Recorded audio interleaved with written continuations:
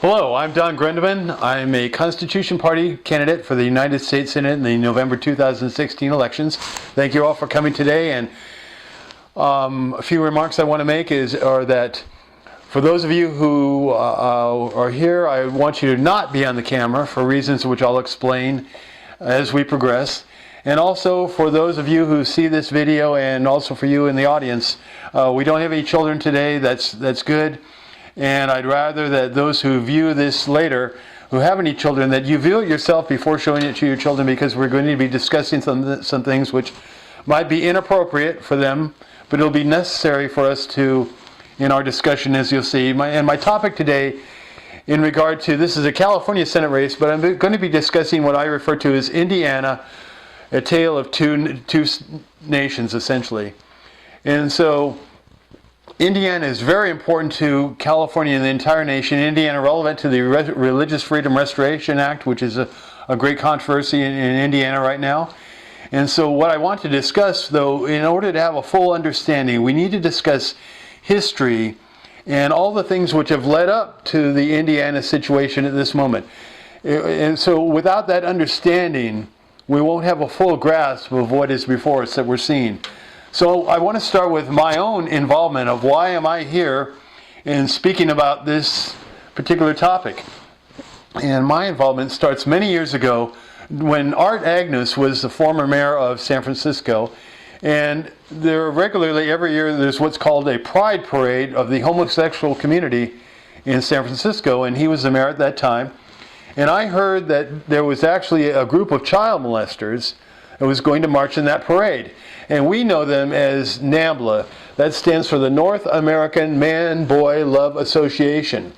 Now this was back, I lose track, 20 years ago at least. But they were marching in the parade. I heard this rumor, and so I didn't believe it. I grabbed a camera. And so my objective was, if they were there, I would document it. If they weren't, I would document it. So I went over with my camera and I filmed the whole parade. I found them marching in the parade. And for the homosexual parade, there are generally groups which march down the street, and they have a banner in front of them which covers the whole street, Market Street, and they're marching up the street behind their banner. So I found the North American Man-Boy Love Association, whose motto, more famous at that time, is sex before 8 or it's too late. Now what does that mean? That means that they know that if they can molest a child, it's such a shock and trauma to the child to be attacked, that the earlier they can do this, the less likely that the child will ever recover. So that's before what they refer to as too late. After that, they might recover. So they wanted to stop that as much as they could. So you have a group of professional, essentially, child molesters.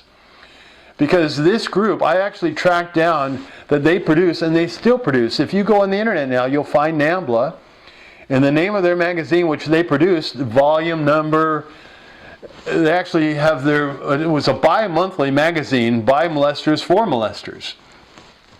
And 16 pages. They produced their own magazine, though. They had chapters throughout the country: New York, Los Angeles, Miami, Seattle, Chicago. So think of that in that cultural context of, you have actually a group of molesters. In the magazine that I read, they were talking about tips on how to avoid being caught. They were complaining about the Reagan administration attacking them. And they had poems for molesters, by molesters, pictures of young boys. So they produced their own magazine. So you're talking about people who have a certain strength to be able to do that. But also, one of the things that I did as a result of this, I started a group called Citizens Against Perversion. And the idea of that was to expose that here we have a child molesters group, and they're marching in a parade, a civic parade, and they're surrounded by the leaders of the community. The mayor marches with them, the police chief, the fire chief, the supervisors, judges. So all these people of the community are in the same parade with child molesters. So my question was, why are these people supporting it? Because if civic leaders get in a parade, they naturally, like in the Italian parade, they're essentially saying, if the mayor marches in an Italian parade, he's saying, I support the fill in the blank, Italian community, Polish community, German community.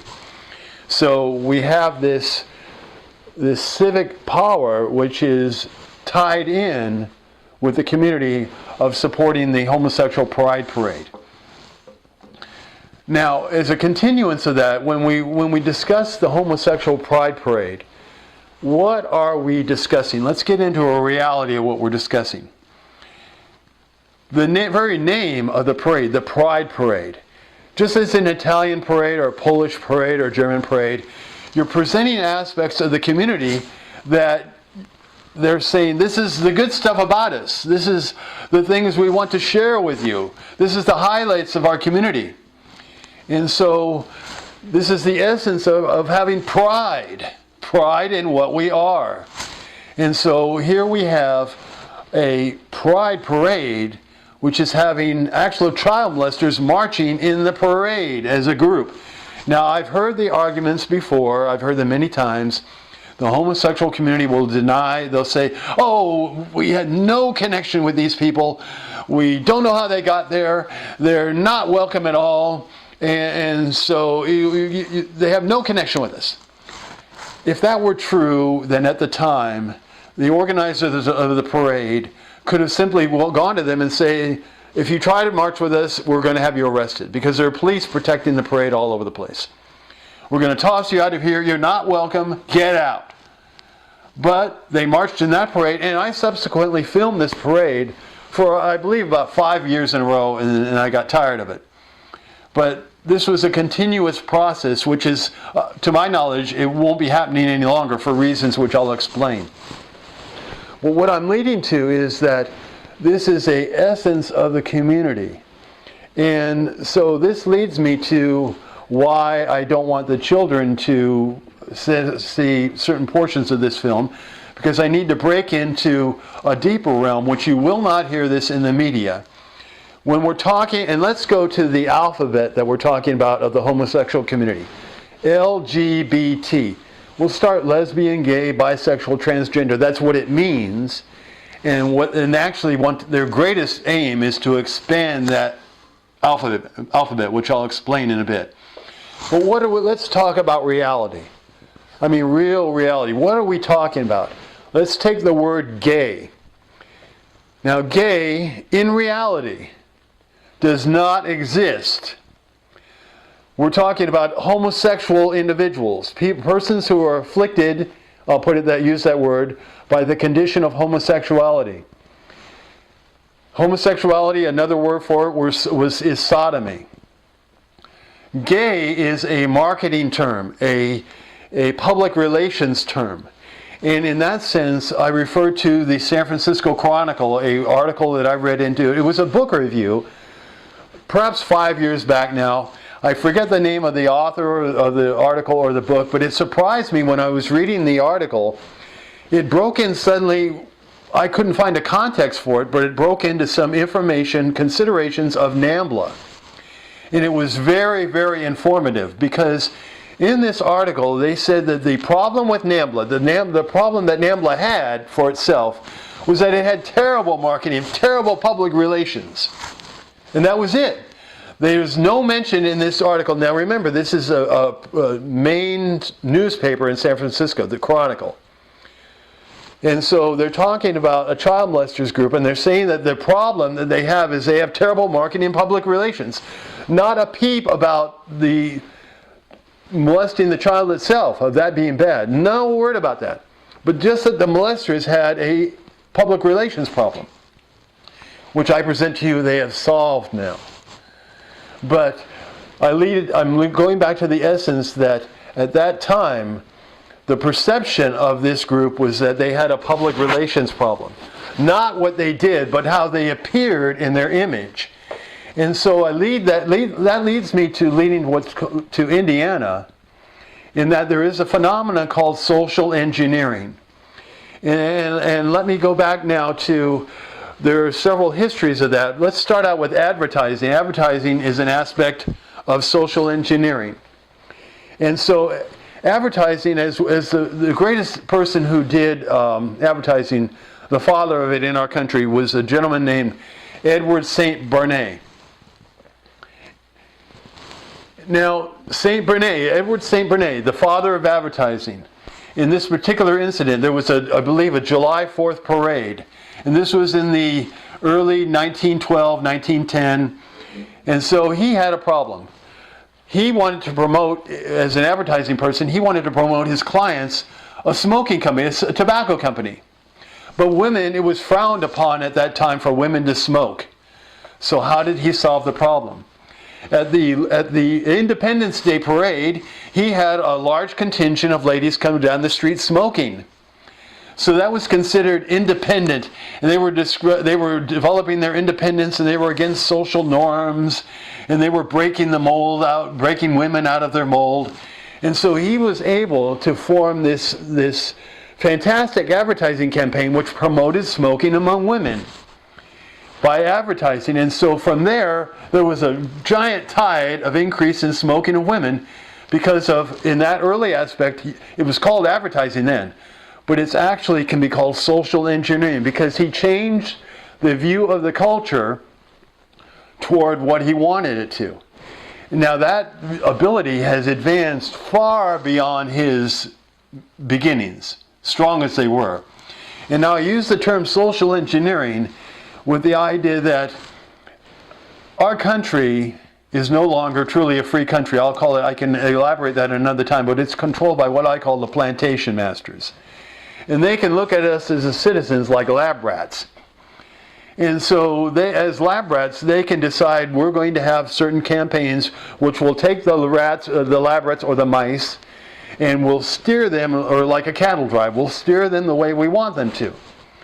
And so that leads us to the idea, it takes me back to the idea of the power structure in San Francisco and what they were trying to accomplish compared to our time now. Because in the past, consider that in even 1970 or 1950, if you had gone to the citizens and you said, we're going to promote homosexual marriage, they would have laughed at you as a lunatic. They would have wondered what planet you were off from. Because to promote homosexuality at that time is considered just sick. And why would that be? Because in a historical sense, society, in healthy society, has considered homosexuality as an abnormality, a harmful abnormality, which hurts not only its practitioners, but especially if it's promoted, it will hurt those it's promoted to. And so, as an immune system of society, the family unit was the strongest unit to protect, especially the children, from what was considered a pathological influence.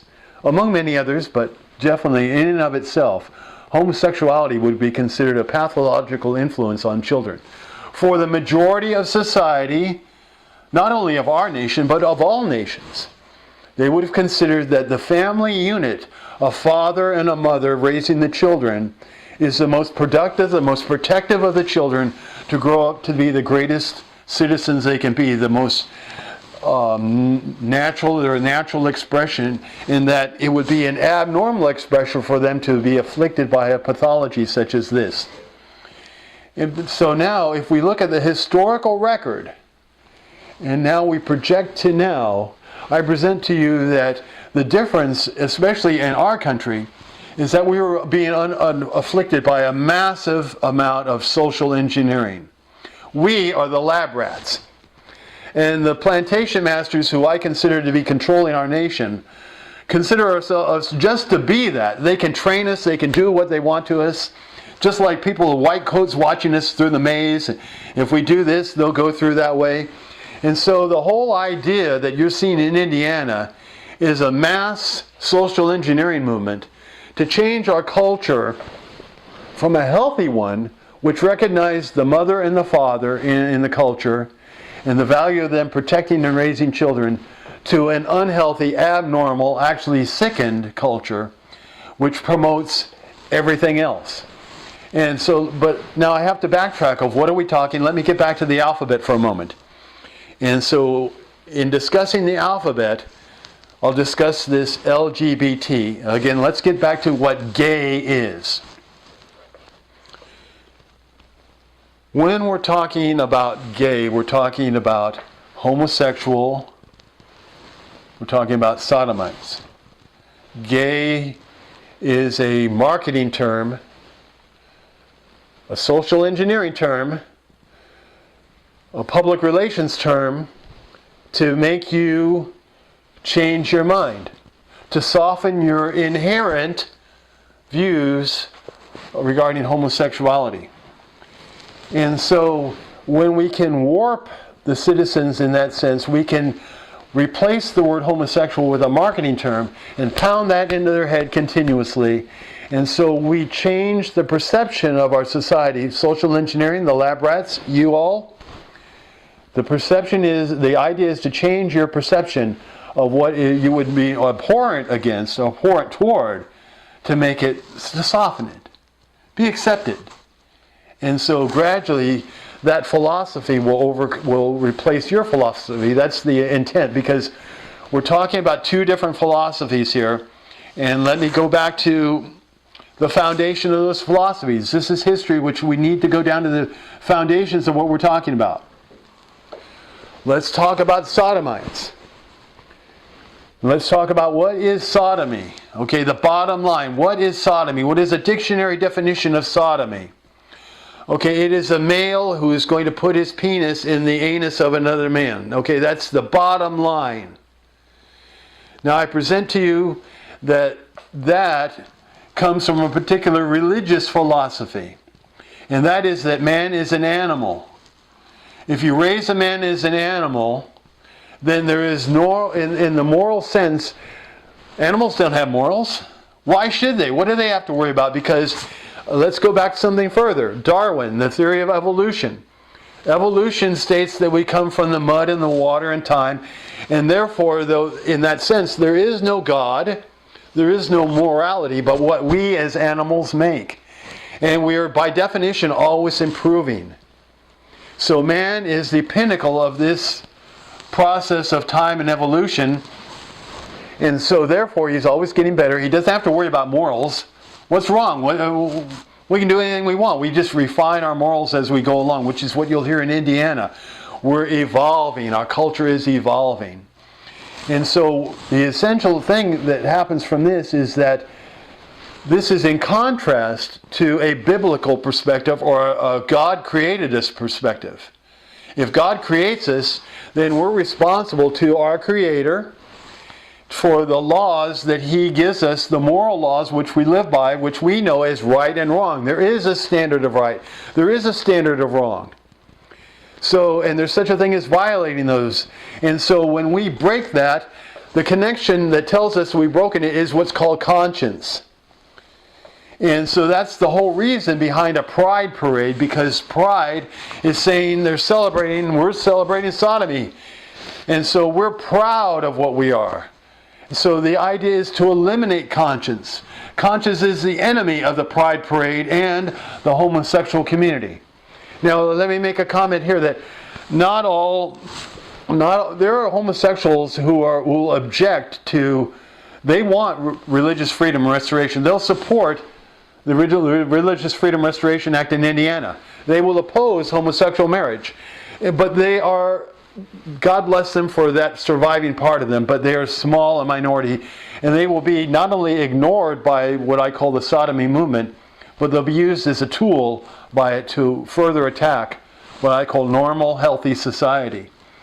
And so, in that sense, gay is a fake. It does not exist. Just like if we go to the T in LGBT, we're talking about what are called transgenders. Now, what is a transgender? There is no such thing as a transgender. There are only two genders, man, woman, male, female. One of the objectives of the homosexual movement is to tell you, and they're teaching this actually in schools now, in the Oakland schools. They had a beginning class in this, or just introducing it to the schools, that there are more than two genders. And I've seen different estimates from the homosexual community. They'll say there's 3 or 23 or 54 or 78, and all these different genders. Now, why are they doing that? Because they are in opposition with their philosophy to the Christian view that God created man and woman. When you present this idea to children, they're actually presenting this in the Oakland schools now. They had a class in an Oakland school where they went to, I believe it was 4th graders or 6th graders, and told them that there were more than 2 genders.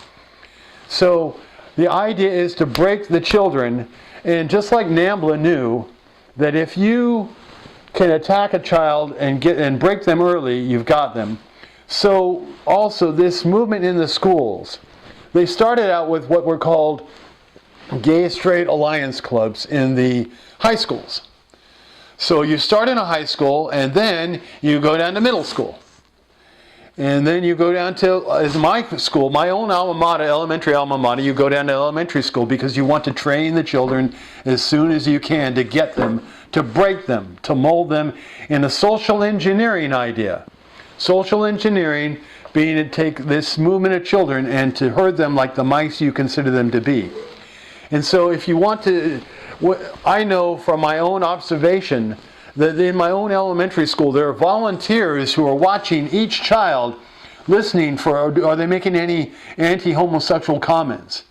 So this is part of social engineering to steer the children. And this goes from the elementary schools, of course, up to our corporate worlds.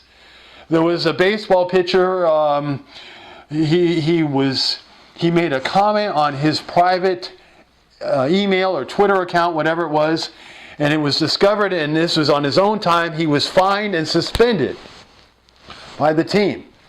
And that's just one example. There was recently a fire chief in Atlanta who wrote a book. Now this is a book on his own money. He self-publishes his own book.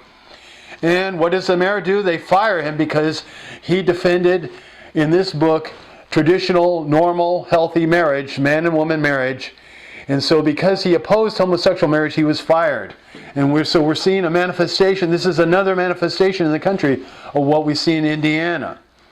So the whole thing I'm leading to is that we have a social engineering movement.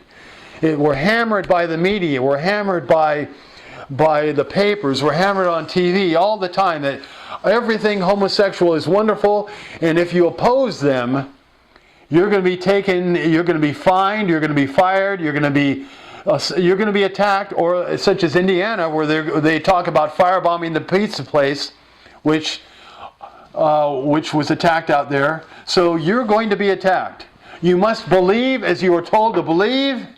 You must obey. There is no dissension allowed.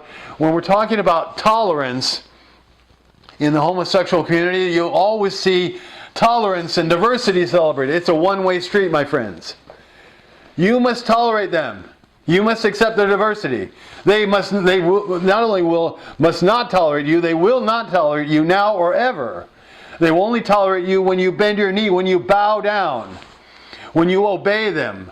And so what I'm leading to is that they're attacking your children too, because they're taking over the public school system, and they can actually put teachers in, so-called teachers, to indoctrinate children and say, well, Tommy, how do you know you're heterosexual? How do you know, why aren't you homosexual? Have you ever tried it? So they can soften, mentally molest these children through the auspices of the school boards and the power structure of our country, our politicians. Here in California, the Democratic Party is totally pro-homosexual, without a question. So they have the power structure which will back them up. And just as in the California schools, there were laws which mandated in the curriculum that, first of all, they start out with homosexuality will be taught. And then they said, okay, they advanced from that, okay, you can have no neutral comment, no negative comments about homosexuality.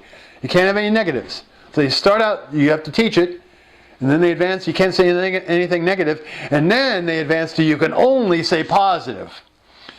And if you don't even say, you can't even be neutral. You have to say positive. If you aren't positive, then the hammer gets dropped on you. And so this is a manifestation in California law for the students, but it's also, this is social engineering. The wave is going to hit all of us. Think of it that a long-distance swimmer, he puts his little toe in the water, but his objective is to go across, swim the Atlantic nonstop. We are at the Indiana law, the opposition to Indiana is at the toe in the water phase. They're going to go way beyond that.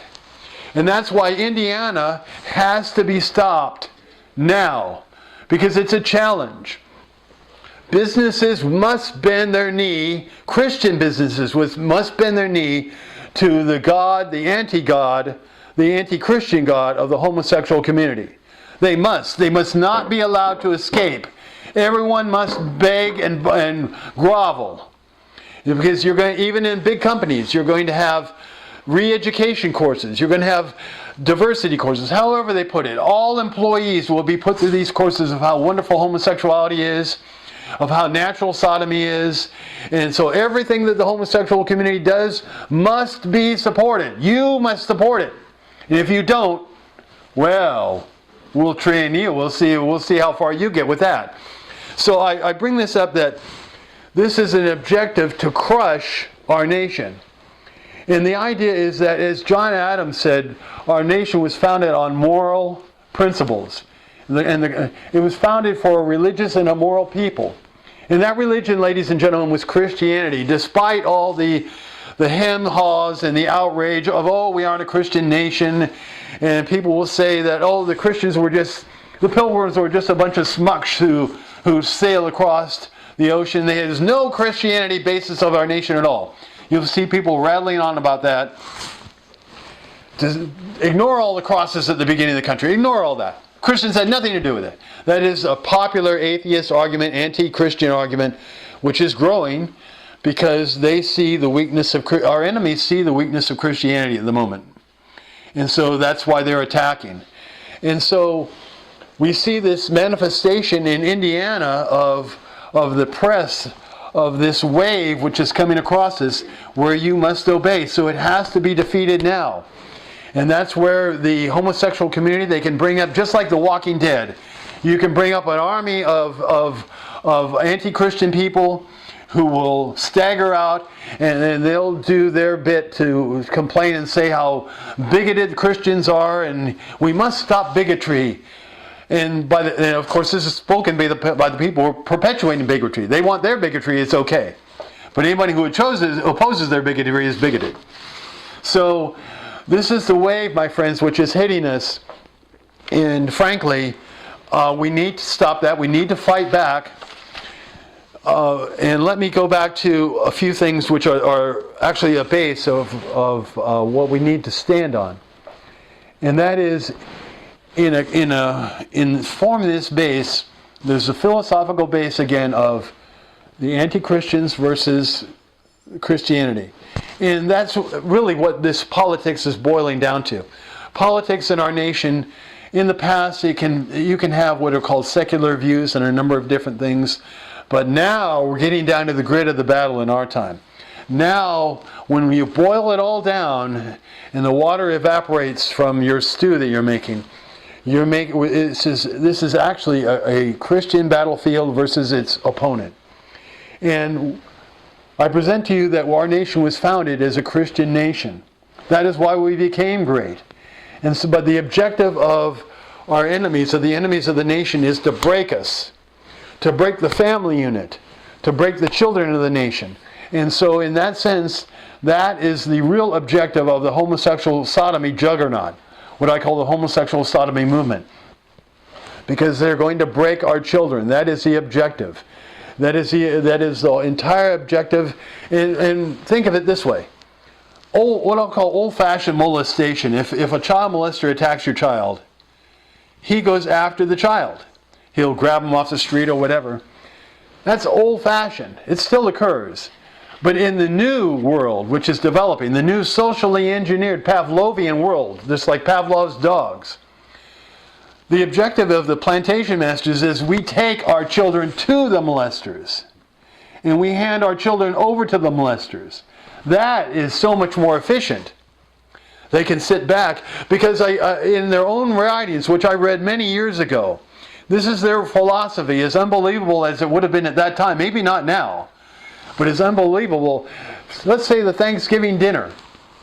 In their view, and this is reality in their writings, in their view, the child molester has a special love for the child, which the parents don't have.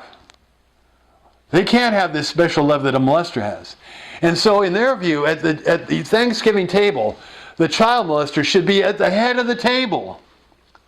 I'm not kidding on this. This is their own writings. He should be at an elevated spot because he has this special love. And so that is their view. And if you go back to, for those of you who are, for the students in the public schools, let me segue into this. Why are you in the public schools? Think of it. How did the bells and the whistles and the classes you go from one class to another, how did that develop? Where did it come from? The quick answer, if you read a book by John Taylor Gatto, who was a award-winning, he was actually the New York State Teacher of the Year. He wrote a book, The Underground History of American Education, if you read that. And so, because he wondered, how did this all come about? And he explored it. To give you a summation of it, you may be getting an education in school. Largely, you'll get that despite the school. But you can get some education in the school, but that is not its main purpose. According to the people who founded schools and put this whole structure, the main purpose was what I'm referring to as social engineering. It was to make you into, as an individual human being, you as individuals.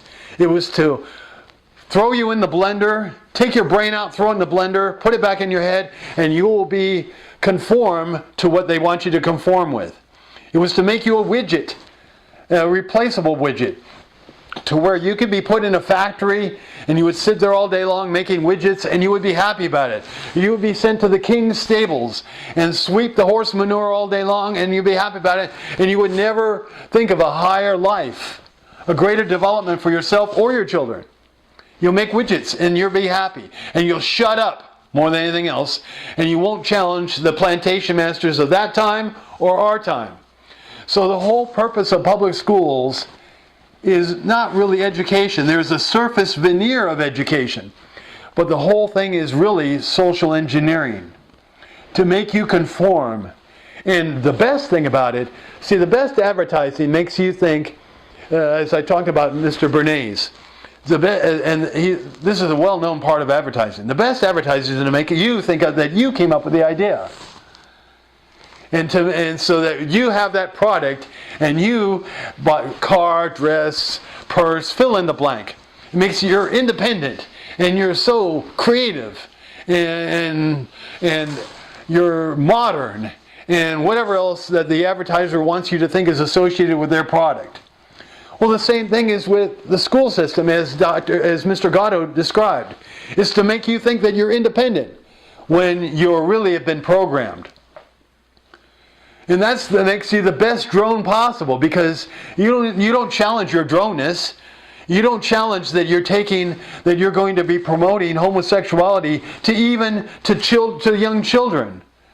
You'll be trained not to lift a finger. And that is how they are going to socially engineer you to hand over your children. Because what's the alternative? If they come for your child and you balk, all they have to do is say, "Oh, you're homophobic." Oh, that's like in the Star Trek movies. Remember the phaser blast? You've just been hit with our modern equivalent of a phaser blast, and you're frozen. And because you've been trained to think of your image. How will I look to my neighbors? They might think I'm a bigot, or they might think, "Oh, I'm Christian." Are you Christian? Are you a bigot? You're a hater. Remember all these words: hater, bigot, homophobic, a non-existent condition. But you believe it's existent because you've been socially engineered. They've taken your brain out, thrown it in the blender, and they put it out back in your head, and now they will tell you, homophobic. And you freeze right there. And you'll freeze even in defense of your own children. First of all, you'll freeze in defense of other children. But the intent is to have you freeze because to give your child over to these molesters is far less of a pain than how you will look, the stain on your image. What will my neighbors think of me? Again, that's part of advertising, isn't it? What will our neighbors think of us? If we have a great car and we have a great house, our prestige of our neighbors will be so much more prestigious. And we'll trade that. We're being trained to trade that prestige, our image, for our very children. And if you want an example of this, Jesse Durkising. Remember that name. Dirkhising. That is the plan, the fate of Jesse Durkising. I'll let you look up what happened to him. But the fate of Jesse Durkising is the intended result for the especially male children of our nation. Because when you're talking about this anti-God philosophy, remember, that says there is no such thing as man and woman. It's all culturally indoctrinated. Then Jesse Durkising is the objective of this whole movement. A subdivision of that is feminism. If you go to the website of a gentleman, Robert Stacy McCain, and he has a website called The Other McCain. He's written about feminism and its real values extensively. And feminism, in its foundational value, they despise men. They totally despise poo on men. And they despise even women, housewives. They consider themselves slaves. They consider children like rocks, burdens that bear you down. You have to toss off that burden so you can be free. And so the whole idea, gentlemen, is to crush you. To crush you throughout society, to have family law courts that will crush you and hammer you and do everything possible to make you a slave and separate you from your children. Because as these people, again, I go back to Mr. Gatto's book, and also there's a gentleman named Brock Chisholm, who was a United Nations member, one of their organizations. He was one of the founders. He was one of the people working to develop, as Mr. Gatto said in his book, what these founders of school, they called it the hive. To take your brains out, to homogenize them, and to make you all as docile, obedient members of the hive. And so that's what the objective is in school, is to make you believe this way. And that's why in the elementary school, my own elementary school, there are monitors for the children. Even starting at that age, if they make any comment which is not allowed by the powers that be, then they will be challenged. And those comments are things which, anything anti-homosexual. That's the whole what we know is a bullying campaign. Bullying has been going on forever. I was bullied in school many times. But why do you have a campaign against so-called bullying now? And you see it on TV and all. Why is it being hammered right now? Because these children are... The whole idea is to stop any opposition to homosexuality. That's what it is. Because remember when I discussed transgender a moment ago, most of us think of transgender of those unfortunate people who have mutilated themselves. And remember, transgender doesn't exist. We're talking about people who are destroyed psychologically. They're emotionally shattered enough, spiritually shattered enough, to where they mutilate their own bodies in an attempt to imitate the opposite sex. And let me retract further. Love. What is love? Love, because you're all going to be called haters. Any opposition to the homosexual community, you'll be a hater, and you're going to have that pounded into your head, on and on and on and on. So, but what is love? And I present to you that if you, John, let's say John's sitting at the bar. People who love John are going to go into that bar and say, John, you're drinking too much. There's a better life than the bar. Come on out. This is not you, John. This is not what you want for your future. This is not what you want for your family. This is not what you want for your children. John, there's a better life away from the bar. Come on out. Those are the people who love you. Those are the people who care about you, because they're willing to go and risk themselves before you to challenge you in the wrong, the error, because you're in error, but you don't realize it. But they love you enough to bring that error to your attention. That is love. Just like a father, when he loves his child, what is he going to say predominantly? No, get out of that. Stop that. Don't do that. How can you do that? Don't do that. No, you're not allowed to do that. A father who loves his children says no more than virtually anything else. Now, in contrast, everybody else at the bar says, oh, hey, John, don't pay any attention to that guy. Hey, bartender, another drink for John. It's on us. So the excuse me, the people who are not John's friends, who do not love him, will buy him another drink. They'll say, stay at the bar, John, stay all night. Drink yourself under the table. Don't worry about it. Don't listen to that guy. He's alcohol phobic. We love you. So I give you the contrast between those people who really love John are those who will challenge him. Those who don't care about John will not challenge him. They'll support him. And even John, if he wants to, he doesn't like to be challenged. He's gonna offer his challenger. If I go up to John and say, John, come away. Oh, have a drink, Don. Let's discuss it. John wants to bring me down to his level. He doesn't want to come out of the gutter. He wants to bring me down. And similarly, so it is with the homosexual sodomy movement. The idea is to degenerate our children. They have no intention of teaching them math and science and all that. That's superfluous. If they learn it, that's fine. If not, that's fine. The main thing is to socially engineer them, to crush their souls like silly putty and to mold them into docile people who will accept their training. And so I mention this in the sense that the transgender movement is not just Bruce Jenner. Bruce, wake up, okay? This is not you. You're sullying your legacy. I haven't even seen your show. I remember you as a wonderful athlete, but please don't do this. Please recover and be an inspiration by recovering instead of becoming a so-called transgender. You are not a transgender. You're a deeply shattered person, okay? And I can appreciate that. We have to appreciate that the homosexuals, those who are afflicted by homosexuality, they've been shattered. They've had their souls hit with a hammer. And this is a trauma which manifests in many different things for all of us. We've all had our individual traumas.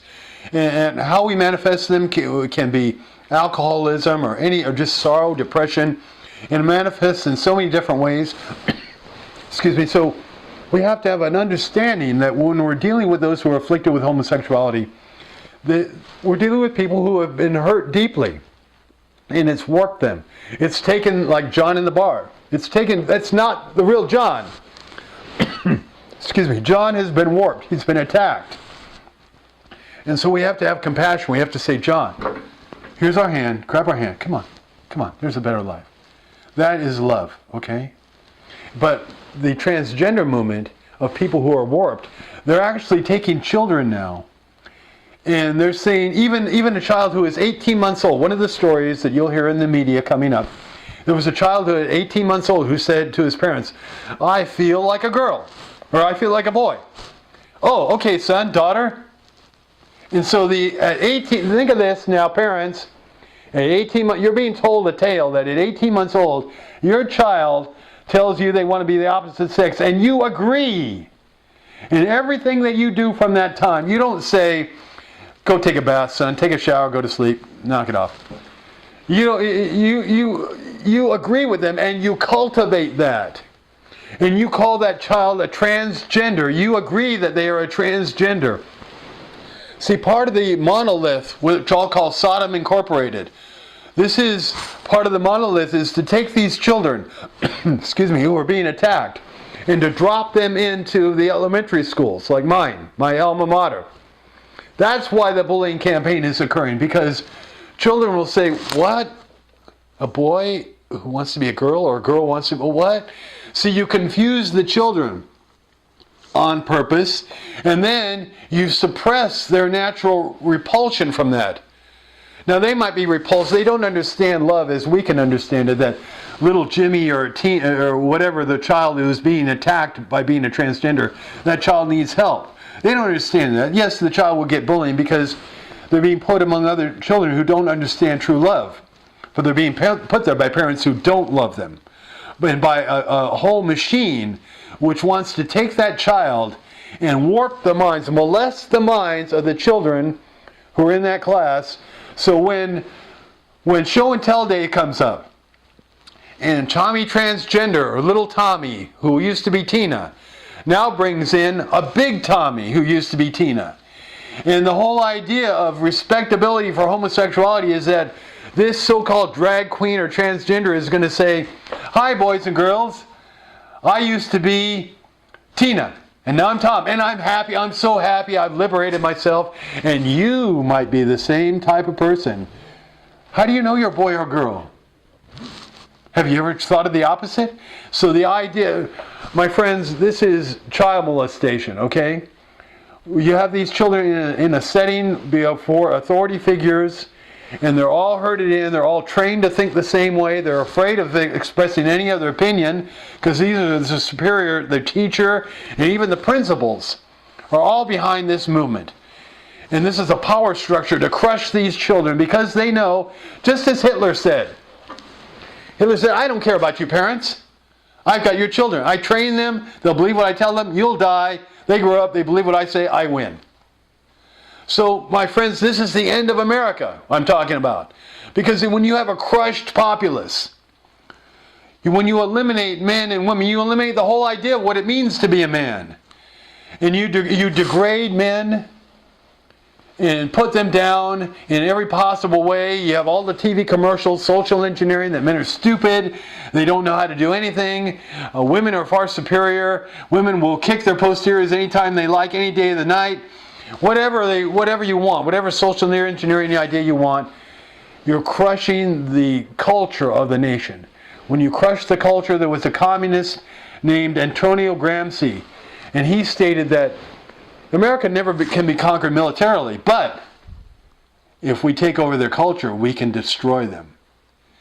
So you're seeing the cultural destruction of our nation, and it manifests in Indiana, where the slightest opposition to Sodom Incorporated has to be crushed immediately. And so that's why you'll see the companies, Angie's List and Apple and all this. These are companies with plenty of money, and they have joined the Sodomite side. Why is that? Because they don't. It's the bucks, ladies and gentlemen. Partly the bucks, but also they philosophically believe they also despise Christianity. Again, it boils down to this religious war.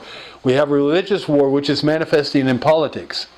And so I present to you these ideas that we're coming down to a time. If you take the projection of where we were now, 40 years ago, and let me go back to an event called the Stonewall Riots. Stonewall Riots was in New York, where there's a homosexual bar, and the police would raid it.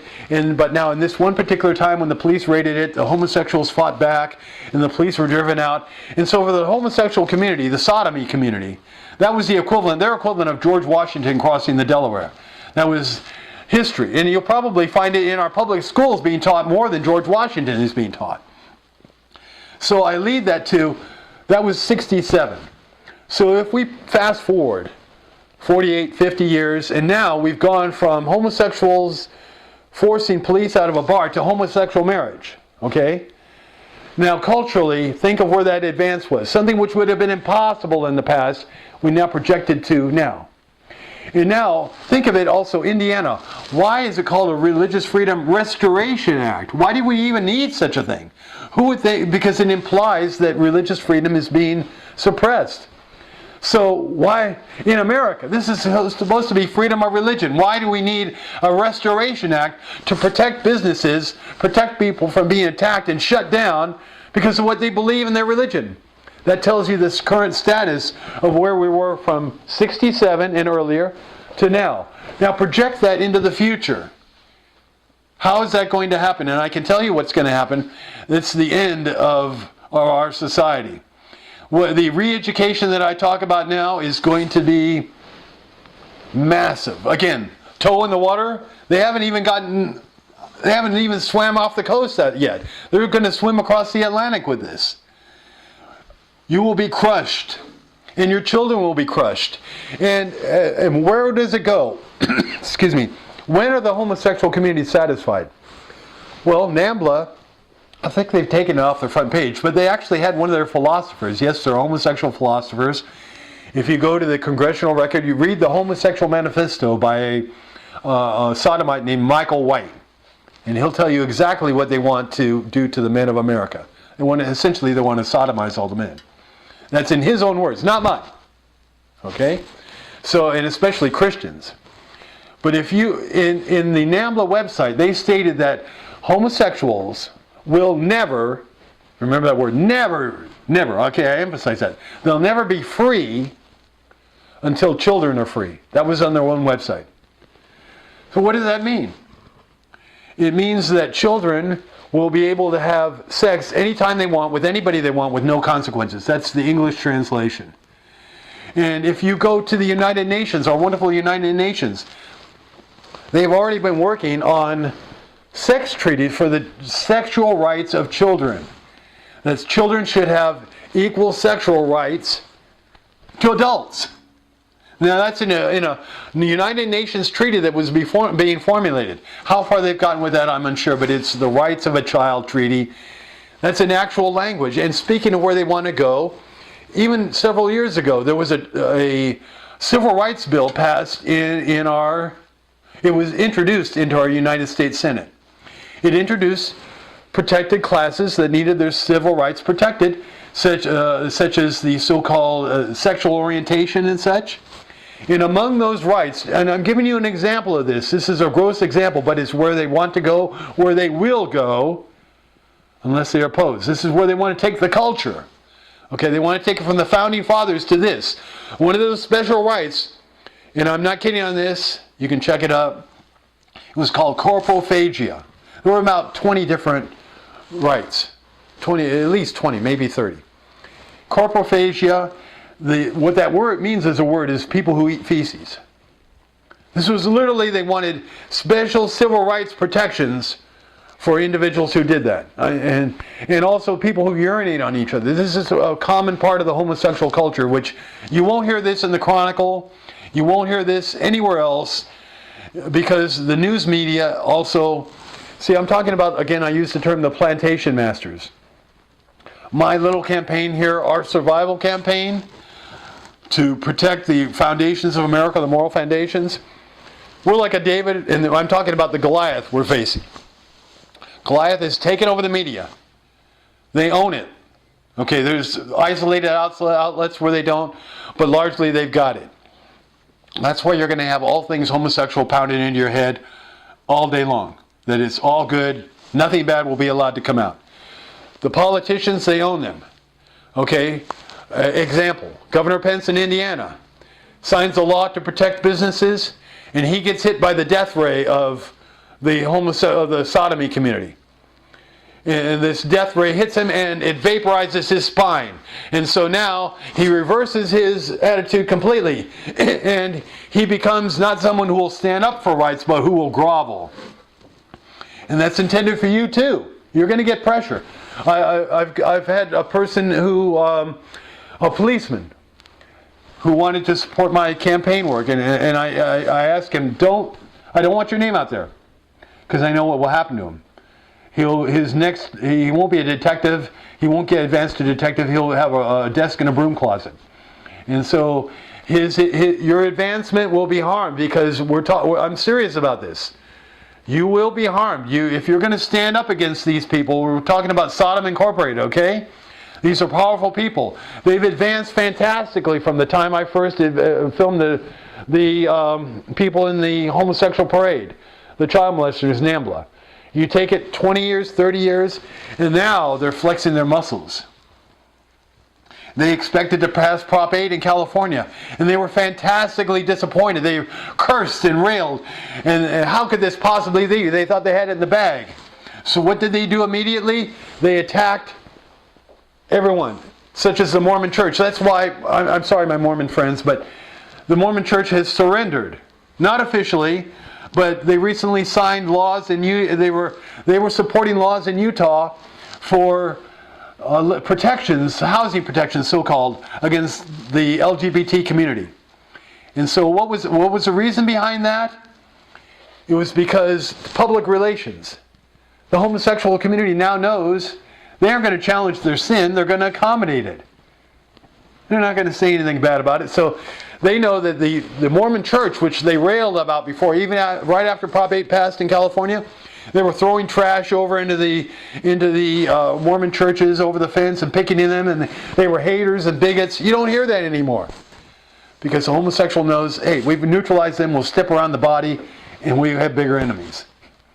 No, you'll have a token protest, but it's largely dead. Right, Steve Young? They've got you. I'm sorry, my friend, but I loved you as a quarterback, but you, without realizing it, your wife's brother being a homosexual has compromised so many things, and you're actually leading children to their soul death by what you're doing. Please reconsider. Don't be like Mike Pence, okay? Because that's what's happened to you. You just don't realize it. And what this boils down to is, what is the political scheme in our country? See, the big Sodom Incorporated, is a big pervert, has taken, and homosexuality is perversion. Sodomy is perversion. Let's be clear on that. Normal men, I'm speaking of healthy men. Healthy men do not commit sodomy. Okay? When you show up with male body parts, that does not make you a man, because we're talking about just as children are being warped into being by the homosexual sodomy movement. The intent is to make men warped too. In men, if you're a normal man, will reach out to John. Come out of the bar, John. Come on, there's a better life. They aren't going to buy a drink for John, okay, and they'll oppose everybody who wants to buy him a drink, because they have a love for John, and that love translates into all of humanity. So they aren't going to do things which no man would do. I'll put it that way, because they have a nobility. There's what's called nobility and integrity and character, and morality, a bunch of character issues which the homosexual sodomy movement, the pro-animal movement, the anti-Christian movement, who says that we're all animals, they hate all those ideas, they despise them, they spit on them, they want nothing to do with them, and they're trying to eradicate them out of our society. Now, what does this mean politically? It means that only the Constitution Party, of which I'm a member, and a remaining portion of the Republican Party are, I'll call it pro-Christian, open to Christian. And let me backtrack too. Because we have Christianity here, that is why all the other religions flourish. That's why we can have Buddhists and even Satanists. Everybody can say what they want, because Christianity forms the base. If you had Islam as a base, look what happens. You're dead if you're a Christian over there. If you're dead if you even taught Christianity to a Muslim. Because we have Christianity in this nation is the basis of why we have all our freedoms. But all the political parties now are falling to Big Sodom. Only the Constitution Party has the guts to oppose them. And even my friends, the California Republican Party has recently given a sanction to what's called a log cabin club in their party. They've been around many years, but now they're officially recognized. And for those of you who don't know, the log cabin club is a euphemism. They could call it the Abraham Lincoln Club, but they're too afraid of that, so they call it log cabin club, because they claim Abraham Lincoln was a sodomite. So that's why but they don't do it directly, because it makes them look bad, as it should. So my friends, the political landscape is that we're the last party standing. And you may not realize it, but rapidly the cultural forces are surrounding our forces, and they're moving in for the kill, as in Indiana. So I ask you to, first of all, we have to rally to defend Indiana in every possible time, every possible way. And I ask you to support my candidacy for the U.S. Senate. I ask you to support the Constitution Party in California and the Constitution Party nationally, because we are a last outpost. Now, we welcome everyone into our party, but we have a Christian basis, because as parties used to have, even the Democrats, believe it or not, used to have a Christian foundation basis a long time ago. That's been totally sterilized out of their party now. But I present to you that we are a party which stands for the foundational principles which our nation was built on, which all our children prospered on, in which only when we reestablish those can we carry into the future for the continuance of our nation as a beacon to all of humanity. My friends, our website is fightthepower.org. Fight, and there's dashes between the words, fight-the-power.org. The website, the email that you can contact me on is stoptheirs@hotmail.com. So You can contact our campaign in that way, and please go to our California website, theconstitutionpartyca.org, and you can see our other candidates there and interact with us at that time. So we ask you to reach out to your friends. This is, again, as I mentioned, a David versus Goliath campaign.